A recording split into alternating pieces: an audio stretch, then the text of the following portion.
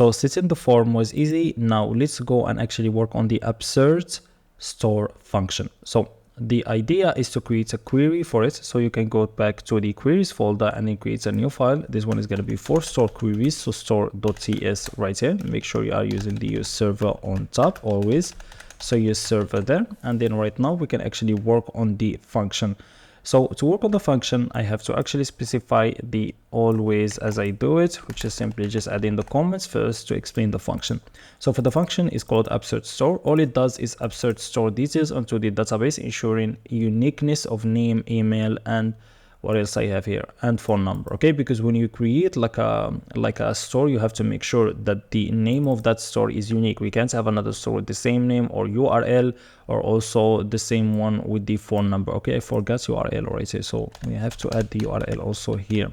And then also for the access level, it's going to be for seller only. For the parameters, it's going to take the store, which is the properties of the store. It can take the properties of the store when you're trying to create one, but it's going to also take only few because we are trying to update. Okay, so it's going to be partial. And then when we return, we just return the updated or newly created store to details. Okay, I can't even talk, so I'm just gonna go export and then const and then absurd store. And this one is gonna be an asynchronous function. It takes the store details, which is simply gonna be, as I told you, partial, and then store. So the store type from Prisma client right here, and this function here, all it does is just simply gonna have a try catch right here first. And then first of all, we want to get the user. So we're going to get the current user. This is simply, we already done this. So I'm not going to repeat myself. This one is going to be for clerk. And this one is going to be for Prisma models. So Prisma models, okay. And then after that, so when we get the user, now we have to make sure that the user is authenticated, unless we don't want to access this. So if you want to access this, you have to be authenticated. We have to make sure, and if not, we're just going to return an error that says unauthenticated. And then also we need to verify the admin permission. Okay, so not the admin permission, sorry, but the what we call it, the seller permission. So right here I had an error in my other code.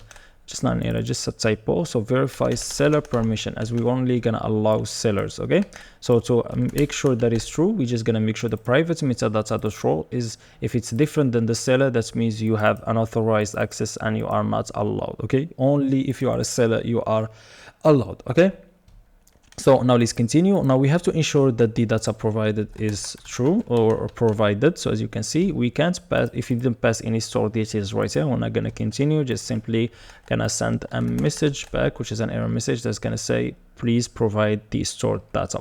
Now, as we done before, I'm recopying this because we already done this stuff. I don't want to bore you out by just typing the same stuff again and again. We're going to stay here too much. Okay, we need to finish this as soon as possible. As you can see, check if store with the same name, email, or phone number already exists. We also have to check for the URL, which I didn't add it here.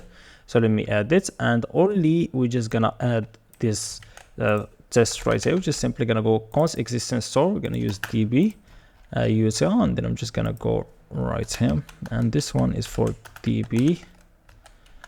Okay, and what we need to do is just simply check. We're gonna look for in the database, we're gonna look for a store that's gonna make this requirements both. We're using and, so that means we need to meet both the requirements. The first one is gonna be, if one of them is wrong, that means this is not, we're just simply finding this one. If the store.name is the same, or if the email is the same, or the phone is the same, but we forgot to add the URL. So let me also add with the URL. If there is another store with the same URL, we can't allow it. And then also we have to exclude our store, because we can't look at the same store as ours to update ours. Okay, if that makes sense, because I cannot go to the database with my data like with the same name. I have a store that is called Amazon, and I'm trying to update some, like the URL. I'm trying to update the URL, but when I try and I look in the database, I have another store which is called Amazon, but that store is mine. Okay, so we cannot have this test on my store. We only have to check other stores, if that makes sense. And then if there is something there in the database, we have to send an error, and we have to do this. So I'm just gonna copy this again. We already done this before. So we're gonna check, this is the error message. So if the existing store.name, so if the name is the property that is repeated, we can just have it. We can see that the store with the same name already exists. Same with email, same with phone number, and also with URL. If a store with the same URL URL already exists, we're just simply gonna say, well, you can't have it because a store already exists with the same URL. Okay, so we have done that. So this is very simple. This is steps we've already done it and explained it. Now it's time to actually insert the store details into the database.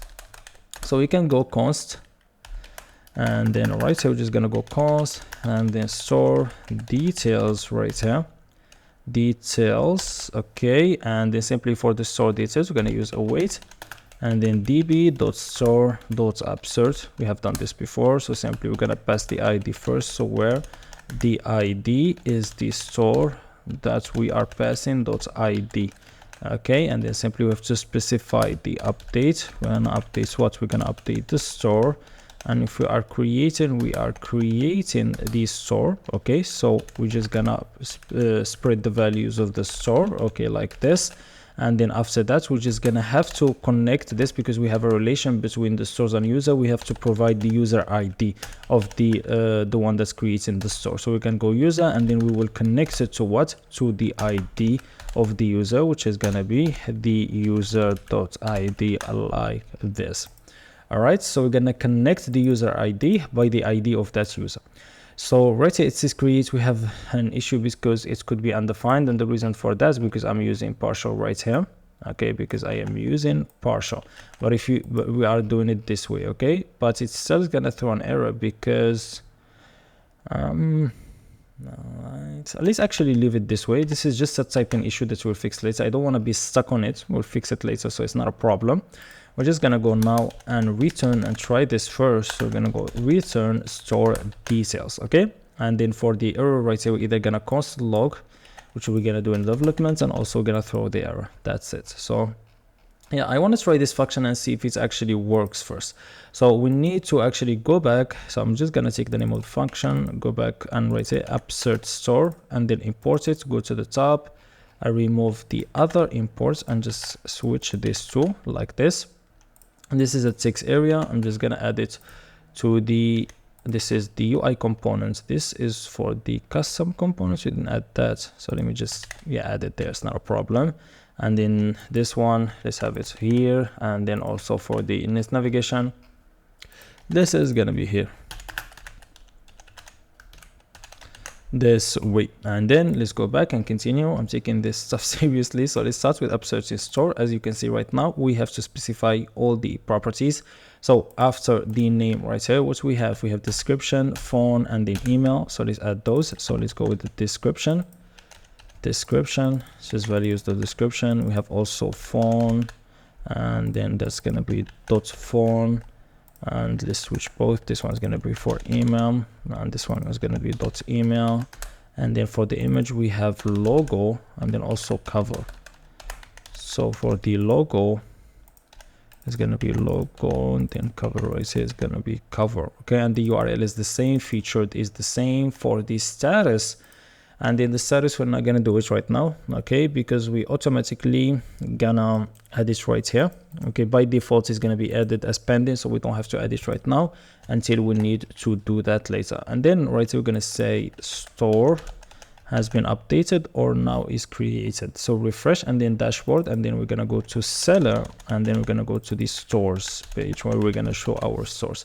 And then right here, handling the errors, we simply done that. And now let's actually test this. So if we go back right here, and let me refresh this, and now let me try and see if it's gonna work. So let's upload the cover. This is absolutely, just don't take this seriously. I'm just gonna choose the most random images, as I don't have any, to be honest with you. So I'm just gonna try something random, okay?